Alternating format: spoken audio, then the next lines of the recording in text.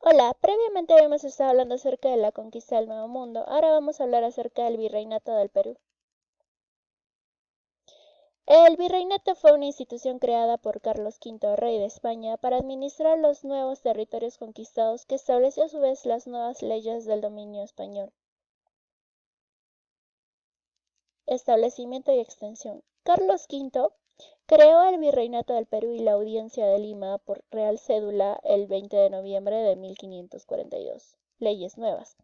Para poner fin a las guerras civiles de los conquistadores, el primer virrey fue Blasco Núñez de Vela, quien llegó portando las leyes nuevas, que entre otras ordenanzas suprimía las encomiendas. El virreinato se ubicaba en la parte occidental de América del Sur y su territorio estaba conformado por los actuales países de Panamá, Colombia, Ecuador, Perú, Bolivia, Chile, Paraguay, Argentina y Uruguay. Organización política. El virrey era el representante directo del rey de España. Centralizaba todas las funciones políticas, militares, religiosas, judiciales y económicas. La Real Audiencia era la institución que administraba la justicia y estaba formada por los oidores o jueces y el fiscal. Las autoridades eran nombradas por el rey y podían reemplazar al virrey en caso de necesidad. Los cabildos o ayuntamientos eran las instituciones que tenían a cargo los gobiernos de las ciudades, antecesores de las actuales municipalidades. Estaban dirigidos por un alcalde y los regidores o concejales, que eran elegidos por el pueblo. Los corregidores o intendentes eran los encargados del gobierno de las provincias, y su misión era la de proteger a la población indígena, así como la de recaudar los impuestos. La sociedad. La sociedad estaba conformada por un sistema de dos repúblicas, la de los españoles y la de los indios. De acuerdo con esta división, la población de cada una de las repúblicas tenía sus propios derechos y deberes. En la primera estaban agrupados los peninsulares, vasallos del rey con privilegios económicos o títulos de nobleza. También en este grupo los indios nobles, descendientes de los incas, o familias de curacas que gobernaban a los otros indígenas.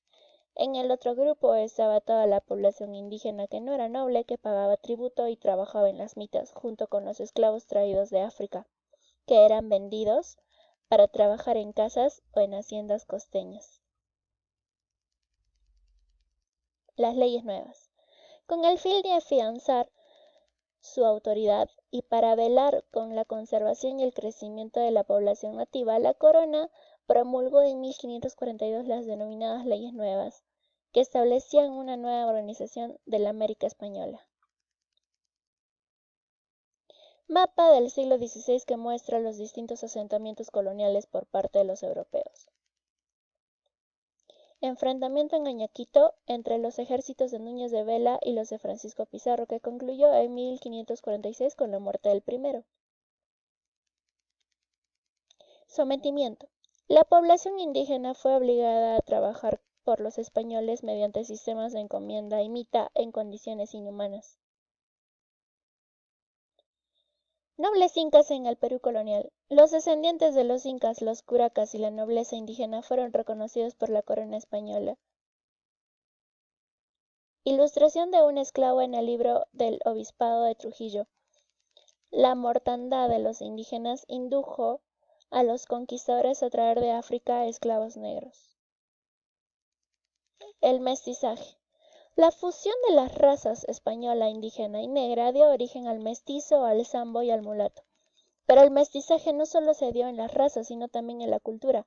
La mezcla de las culturas occidental y andina propició una rica cultura, cuyos ejemplos más significativos se pueden contemplar en los distintos templos y pinturas. La religión. En el Perú la vida religiosa estuvo dominada por las diversas órdenes que actuaron en el país. Testimonio de ello son las devociones a Santa Rosa de Lima, San Martín de Porres, Santo Toribio de Mogrovejo y Francisco Solano. El arte. Los temas religiosos dominaron la pintura colonial. Se crearon dos grandes escuelas, la limeña, más cercana a los modelos europeos, y la cusqueña, en la cual las formas occidentales se mezclaron con elementos indígenas dando lugar a un nuevo y original estilo. En la escultura se trabajaron distintos materiales, especialmente la plata y la madera. La piedra se utilizó en las fachadas de los edificios. Se destacó también la talla en madera con sus púlpitos, sillas para los coros, techos y retablos.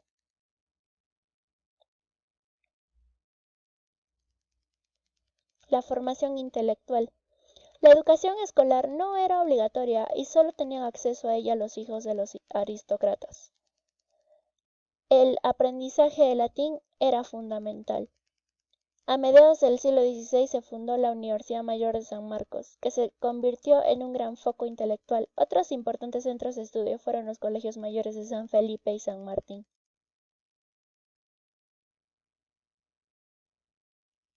La economía. La minería fue la principal actividad económica en la época de la colonia. Para poder controlar la circulación de riquezas, España impuso un monopolio comercial. Con este sistema, el comercio internacional solo se realiza entre España y sus colonias, y los únicos puertos autorizados para hacerlo eran el Callao en el Perú y Sevilla en España. Esta situación facilitó el contrabando con Inglaterra y Portugal, y al mismo tiempo propició que muchas de las embarcaciones que transportaban el oro y la plata de las colonias a la península ibérica fueran asaltadas por corsarios y piratas.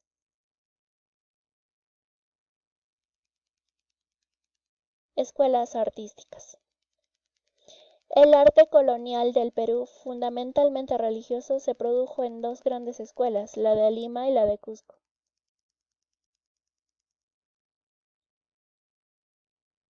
El primer censo de población. La República del Perú realizó el primer censo de población en 1850 durante el gobierno del mariscal Ramón Castilla.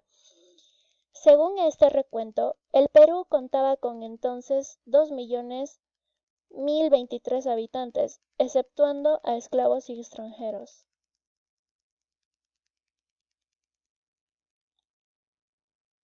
Mestizaje en las Indias.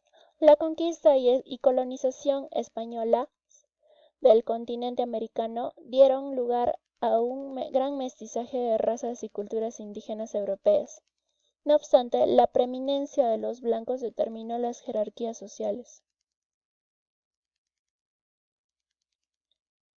Santa Rosa de Lima. Su canonización simbolizó el definitivo triunfo de la colonización cultural y religiosa de España en el continente. La joven mística criolla, primera santa americana, fue consagrada como patrona de Lima y del Perú, y de América y las Filipinas.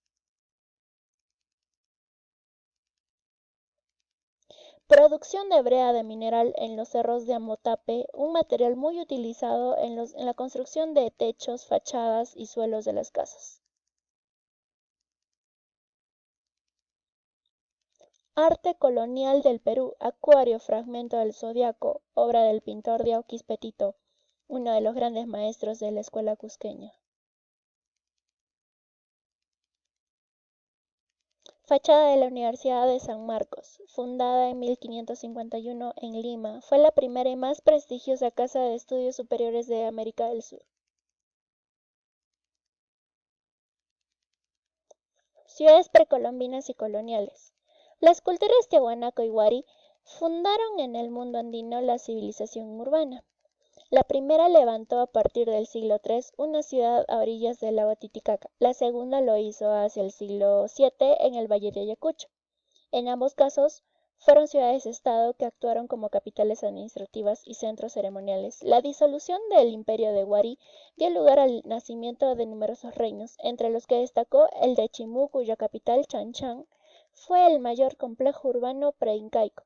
Dentro del recinto amurallado se concentraban los templos religiosos, los palacios, los depósitos de agua, las viviendas y los barrios industriales y artesanales. Los incas heredaron de sus predecesores las nociones urbanas relativas a la organización simétrica y jerárquica de la sociedad, pero separaron los centros ceremoniales y dos administrativos. Con la llegada de los conquistadores se introdujo un nuevo concepto de urbanismo. El plano de las ciudades coloniales se realizó según la retícula cuadricular llamada damero, que tenía como centro una plaza, alrededor de la cual se levantaban instituciones como la iglesia y el cabildo. Chan Chan, capital del reino de los Chimú, fue uno de los mayores y más evolucionados centros urbanos preincaicos. Dentro de un perímetro amurallado, su plano respondía perfectamente al orden jerárquico establecido en la sociedad chimú, con la referencia del Palacio Real. La ciudad se organizaba en barrios de nobles, comerciantes, artesanos y esclavos.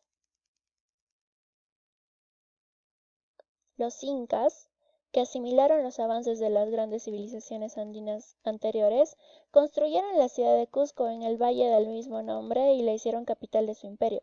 Según la leyenda, el inca Manco Cápac trazó el plano de la ciudad a partir de la plaza principal o Huacaipata.